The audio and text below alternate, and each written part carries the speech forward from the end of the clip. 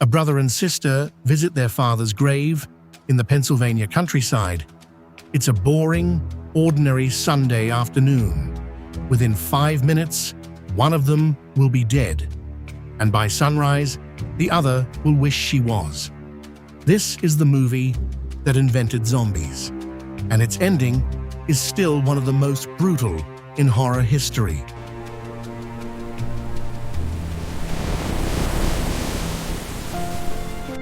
Barbara and her brother Johnny have driven 3 hours to lay a wreath on their father's grave. Johnny couldn't care less. He complains the whole time. And when Barbara gets spooked by the empty cemetery, he mocks her with a line that would become legendary. They're coming to get you, Barbara. Stop it! You're ignorant. They're coming for you, Barbara. They're coming to get you, Barbara. Except someone actually is. A pale, staggering man in a torn suit shambles toward them between the headstones. Barbara assumes he's just a drunk until he grabs her. Johnny wrestles the man off, but in the struggle, he falls and cracks his skull against a gravestone. He doesn't get up. Barbara runs. The man doesn't chase her like a person. He lurches after her, relentless, never tiring. She reaches the car, but Johnny had the keys. She releases the brake and coasts downhill until she crashes into a tree, then flees on foot toward the only building in sight, an old farmhouse. The house seems empty. The phone is dead. And when Barbara climbs the stairs, looking for help, she finds the owner, or what's left of them, a half-eaten corpse, its face chewed away. She stumbles outside in shock, straight into a pair of headlights. A man named Ben jumps out of a truck, pulls her inside, and takes charge. More of those things are gathering outside now, slow, silent, and hungry. Ben fights them off with a tire iron and fire, discovering something important. They're terrified of flames. While Barbara sits catatonic on the couch, Ben tears the house apart, nailing doors and boarding windows. He tells her what he saw earlier that day, a gas truck plowing into a diner and dozens of those things swarming the wreckage, feeding. Whatever is happening, it's happening everywhere. The radio confirms it. An epidemic of mass murder is sweeping the eastern United States.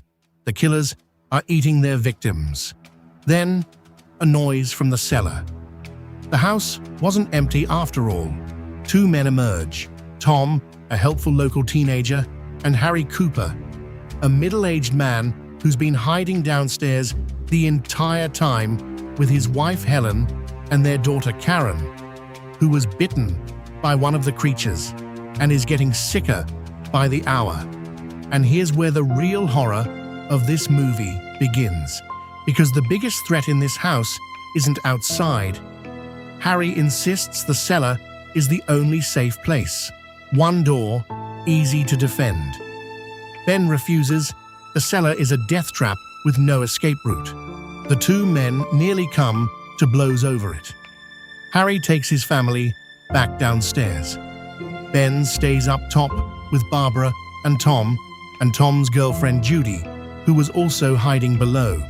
7 people, 1 house, hundreds of the dead gathering outside. The television gives them hope. Rescue stations are operating across the state. There's one just 17 miles away.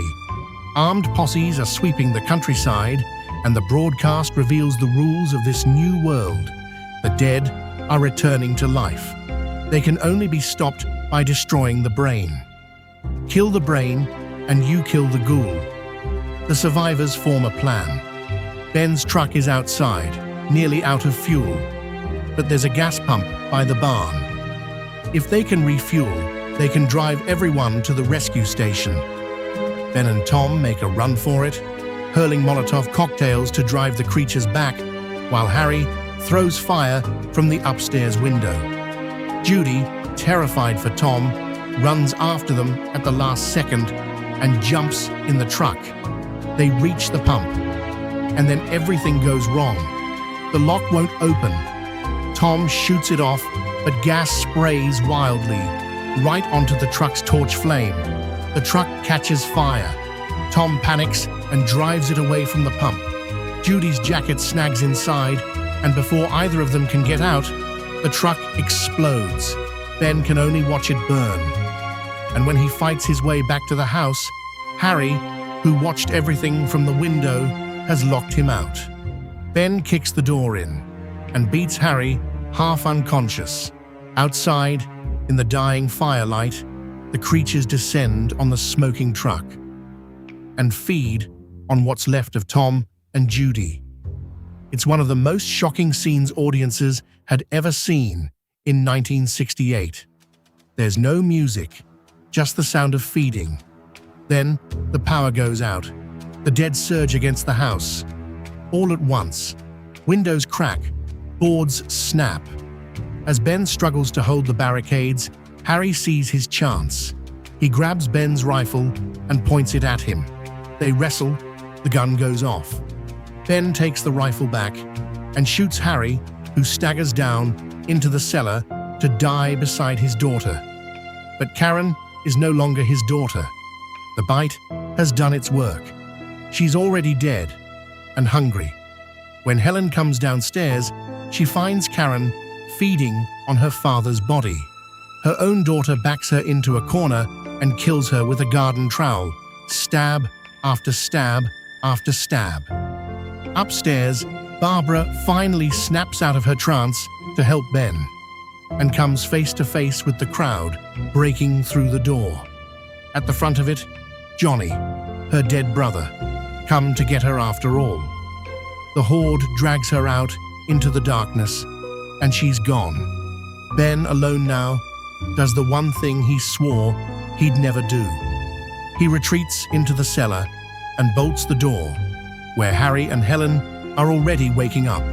He puts a bullet in each of them and waits out the longest night of his life. Morning comes. Gunfire echoes across the fields.